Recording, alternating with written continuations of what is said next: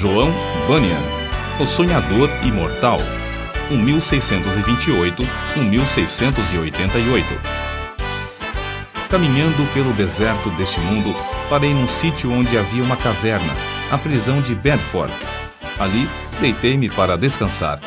Em breve adormeci e tive um sonho. Vi um homem coberto de andrajos, de pé, e com as costas voltadas para a sua habitação, tendo sobre os ombros uma pesada carga e nas mãos um livro. Faz 3 séculos que João Bunyan assim iniciou o seu livro O Peregrino. Os que conhecem as suas obras literárias podem testificar de que ele é, de fato, o sonhador imortal.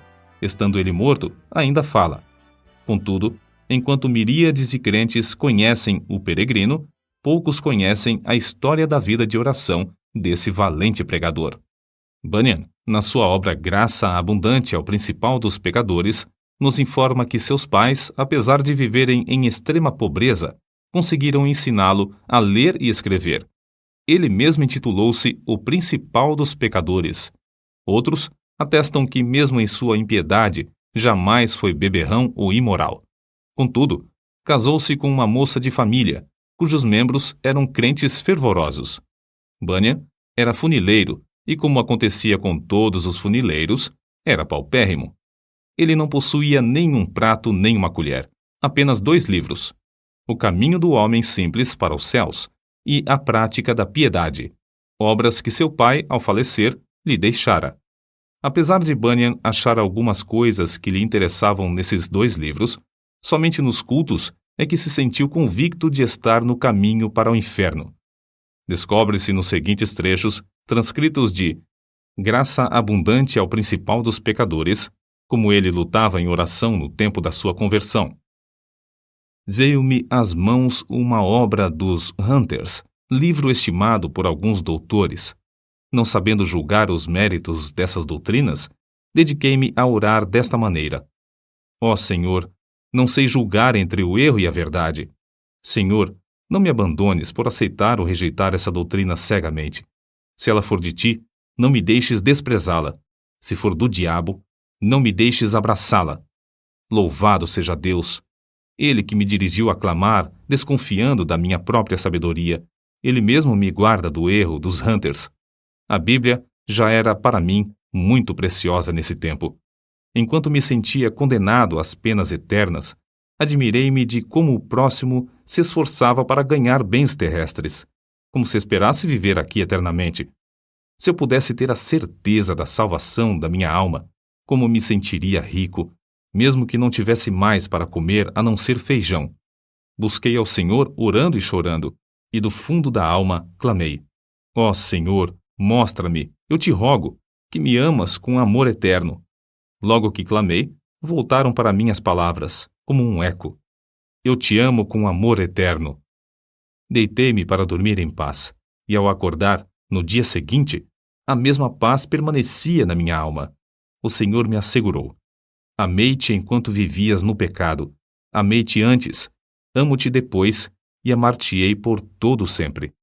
Certa manhã, enquanto tremia na oração, porque pensava que não houvesse palavra de Deus para me sossegar, ele me deu esta frase: A minha graça te basta.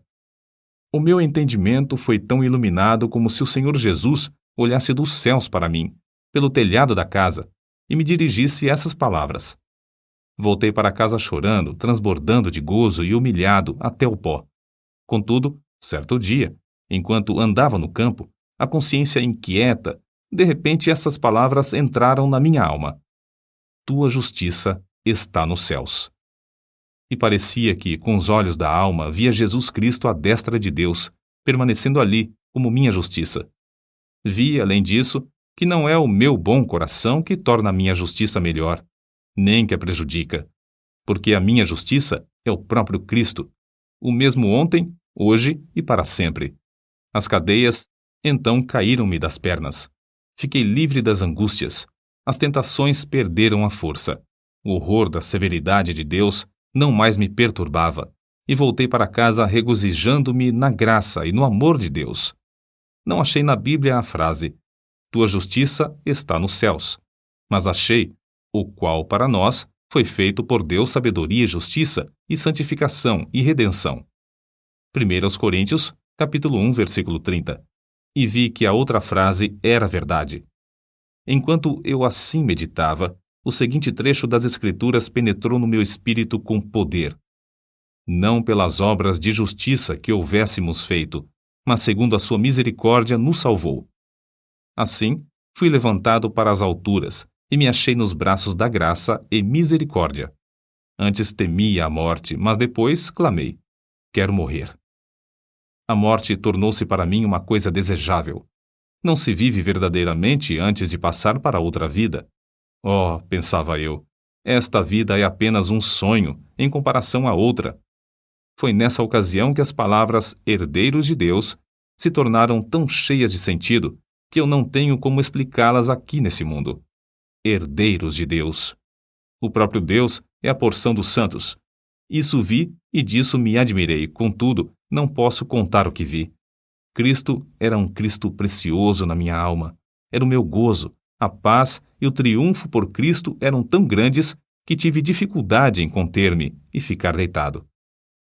Bunyan, ainda que lutando para sair da escravidão do vício do pecado, não fechava a alma aos perdidos, que ignoravam os horrores do inferno. Acerca disto, ele escreveu: percebi pelas Escrituras que o Espírito Santo não quer que os homens enterrem os seus talentos e dons, mas antes que despertem esses dons. Dou graças a Deus por me haver concedido uma medida de entranhas e compaixão pela alma do próximo, e me enviou a esforçar-me grandemente para falar uma palavra que Deus pudesse usar para apoderar-se da consciência e despertá-la. Nisso, o bom Senhor respondeu ao apelo de seu servo, e o povo começou a mostrar-se comovido e angustiado de espírito ao perceber o horror do seu pecado e a necessidade de aceitar a Jesus Cristo. De coração, clamei a Deus com grande insistência que Ele tornasse a palavra eficaz para a salvação da alma. De fato, disse repetidamente ao Senhor que, se o meu enforcamento perante os olhos dos ouvintes servisse para despertá-los e confirmá-los na verdade, eu aceitaria alegremente. O maior anelo em cumprir meu ministério era o de entrar nos lugares mais escuros do país. Na pregação, realmente sentia dores de parto para que nascessem filhos para Deus. Sem fruto, não ligava importância a qualquer louvor aos meus esforços. Com fruto, não me importava com qualquer oposição. Os obstáculos que Bunyan tinha de encarar eram muitos e variados. Satanás, vendo-se grandemente prejudicado pela obra desse servo de Deus, começou a levantar barreiras de todas as formas. Bunyan resistia fielmente a todas as tentações de vangloriar-se sobre o fruto de seu ministério e cair na condenação do diabo. Quando, certa vez, um dos ouvintes lhe disse que pregara um bom sermão, ele respondeu: não precisa dizer-me isso. O diabo já cochichou a mesma coisa no meu ouvido antes de sair da tribuna. Então, o inimigo das almas suscitou calúnias e boatos em todo o país, a fim de induzi-lo a abandonar seu ministério. Chamavam-no de feiticeiro, jesuíta, cangaceiro, e afirmavam que vivia amancebado, que tinha 2 esposas e que os seus filhos eram ilegítimos. Quando o maligno falhou em todos esses planos de desviar Bunyan do seu ministério glorioso, seus opositores denunciaram-no por não observar os regulamentos dos cultos da igreja oficial. As autoridades civis o sentenciaram à prisão perpétua, recusando terminantemente a revogação da sentença, apesar de todos os esforços de seus amigos e dos rogos de sua esposa. Tinha de ficar preso até se comprometer a não mais pregar. Acerca de sua prisão, ele diz: nunca tinha sentido a presença de Deus ao meu lado em todas as ocasiões como depois de ser encerrado, fortalecendo-me tão ternamente com esta ou aquela escritura, até me fazer desejar, se fosse lícito, maiores provações para receber maiores consolações. Antes de ser preso, eu previ o que aconteceria, e 2 coisas ardiam no coração acerca de como poderia encarar a morte, se chegasse a tal ponto. Fui dirigido a orar pedindo a Deus que me fortalecesse com toda a força, segundo o poder da sua glória, em toda a fortaleza e longanimidade, dando com alegria graças ao Pai. Quase nunca orei durante o ano que precedeu minha prisão, sem que essa escritura me entrasse na mente, e eu compreendesse que, para sofrer com toda a paciência, devia ter toda a fortaleza, especialmente para sofrer com alegria. A segunda consideração foi na passagem que diz: Mas nós temos tido dentro de nós mesmos a sentença de morte para que não confiássemos em nós mesmos, porém em Deus que ressuscita os mortos. Cheguei a ver por essa escritura que, se eu chegasse ao ponto de sofrer como devia, primeiramente tinha de sentenciar à morte todas as coisas que pertencem à nossa vida, considerando-me a mim mesmo, minha esposa, meus filhos, a saúde, os prazeres, tudo, enfim, como mortos para comigo e eu morto para com eles. Resolvi, como Paulo disse, não olhar para as coisas que se veem, mas sim para as que se não veem, porque as coisas que se veem são temporais, mas as coisas que se não veem são eternas. E compreendi que, se eu fosse prevenido apenas de ser preso, poderia, de improviso, ser chamado também para ser açoitado ou amarrado ao pelourinho. Ainda que esperasse apenas esses castigos, não suportaria o castigo de desterro. Mas a melhor maneira para passar os sofrimentos seria confiar em Deus, quanto ao mundo vindouro. Quanto a este mundo, devia considerar o sepulcro como minha morada, estender o meu leito nas trevas e dizer à corrupção: Tu és meu pai, e aos vermes: Vós sois minha mãe e minha irmã. Jó, capítulo 17, versículos 13 e 14. Contudo, apesar desse auxílio, senti-me um homem cercado de fraquezas. A separação da minha esposa e de nossos filhos aqui na prisão torna-se, às vezes, como se fosse a separação da carne dos ossos.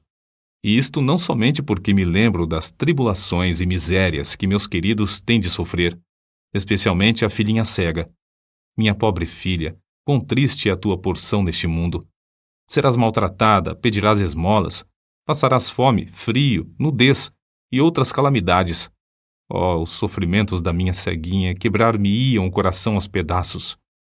Eu meditava muito também sobre o horror ao inferno dos que temiam a cruz, a ponto de se recusarem a glorificar a Cristo, suas palavras e leis perante os filhos dos homens. Além do mais, pensava sobre a glória que ele preparara para os que, em amor, fé e paciência, testificavam dele. A lembrança destas coisas servia para diminuir a mágoa que sentia ao lembrar-me de que eu e meus queridos sofríamos pelo testemunho de Cristo. Nem todos os horrores da prisão abalaram o espírito de João Bunyan. Quando lhes ofereciam a sua liberdade sob a condição de ele não pregar mais, respondia: Se eu sair hoje da prisão, pregarei amanhã, com o auxílio de Deus. Mas se alguém pensar que, afinal de contas, João Bunyan era apenas um fanático, deve ler e meditar sobre as obras que nos deixou. Graça abundante ao principal dos pecadores, chamado ao ministério, o peregrino, a peregrina, a conduta do crente, a glória do templo, o pecador de Jerusalém é salvo, as guerras da famosa cidade de alma humana, a vida e a morte de homem mau, o sermão do monte, a figueira infrutífera, discursos sobre oração, o viajante celestial, gemidos de uma alma no inferno, a justificação é imputada, entre outros. Passou mais de 12 anos encarcerado. É fácil dizer que foram 12 longos anos, mas é difícil conceber o que isso significa. Passou mais da quinta parte da sua vida na prisão, na idade de maior energia. Foi um quacre, chamado Whitehead, que conseguiu a sua libertação. Depois de liberto, pregou em Bedford, Londres e muitas outras cidades. Era tão popular que foi alcunhado de Bispo Bunyan. Continuou seu ministério fielmente até a idade de 60 anos, quando foi atacado de febre e faleceu. O seu túmulo é visitado por dezenas de milhares de pessoas. O orador, o escritor, o pregador, o professor da escola dominical e o pai de família, cada um conforme o seu ofício, podem lucrar grandemente com o estudo do estilo e méritos de seus escritos, apesar de ele ter sido apenas um humilde funileiro sem instrução. Mas como se pode explicar o maravilhoso sucesso de Bunyan? Como pode um iletrado, pregar como ele pregava e escrever num estilo capaz de interessar à criança e ao adulto, ao pobre e ao rico, ao douto e ao indouto. A única explicação do seu êxito é que ele era um homem em constante comunhão com Deus. Apesar de seu corpo estar preso no cárcere, a sua alma estava liberta, porque foi ali, numa cela, que John Bunyan teve as visões descritas nos seus livros. Visões muito mais reais do que os seus perseguidores e as paredes que o cercavam. Depois de desaparecerem os perseguidores da terra e as paredes virarem pó, o que Bunyan escreveu continua a iluminar e alegrar todas as terras e gerações. O que vamos citar mostra como Bunyan lutava com Deus em oração. Há na oração o ato de desvelar a própria pessoa, de abrir o coração perante Deus, de derramar afetuosamente a alma em pedidos, suspiros e gemidos. Senhor, disse Davi, diante de ti está todo o meu desejo, e o meu gemido não te é oculto. Salmo capítulo 38, versículo 9. E outra vez, a minha alma tem sede de Deus, do Deus vivo. Quando entrarei e me apresentarei ante a face de Deus? Quando me lembro disto, dentro de mim, derramo a minha alma. Salmos capítulo 42, versículos 2 ao 4. Note, derramo a minha alma. É um termo demonstrativo de que, em oração, sai a própria vida e toda a força para Deus. Em outra ocasião, escreveu: as melhores orações consistem, às vezes, mais em gemidos do que em palavras, e estas palavras não são mais que a mera representação do coração, vida e espírito de tais orações. Como ele insistia e importunava em oração a Deus, fica claro no trecho seguinte: eu te digo, continua a bater, chorar, gemer e prantear. Se ele se não levantar para te dar porque és teu amigo, ao menos por causa da tua importunação, levantar-se-á para dar-te tudo o que precisares. Sem contestação, o grande fenômeno da vida de John Bunyan consistia no seu conhecimento íntimo das Escrituras, as quais amava, e na perseverança em oração ao Deus que adorava. Se alguém duvidar de que Bunyan seguia a vontade de Deus nos 12 longos anos que passou na prisão de Bedford, deve lembrar-se de que esse servo de Cristo, ao escrever O Peregrino, atrás das grades, pregou um sermão que já dura quase 3 séculos e que hoje é lido em 140 línguas. É o livro de maior circulação depois da Bíblia. Sem tal dedicação, não seria possível conseguir o incalculável fruto eterno desse sermão pregado por um funileiro cheio da graça de Deus. Nota: Quakre, forma aportuguesada de Quakers, como eram mais conhecidos os membros da Sociedade dos Amigos, nome de uma comunidade de cristãos protestantes surgida no século XVII. No início, eram seguidores de um pregador leigo, o inglês George Fox, que, em 1647, começou a pregar a doutrina de Cristo dentro. Todas as pessoas podem sentir a palavra de Deus em suas almas, caso se esforcem para ouvi-la. Interpretavam literalmente as palavras de Jesus Cristo nas Escrituras. Eram contra prestar juramentos e contra a guerra. Destacavam-se sempre pela solidariedade. Em 1947, os comitês britânico e americano de socorro Quaker Internacional receberam o Prêmio Nobel da Paz. Enciclopédia em Carta.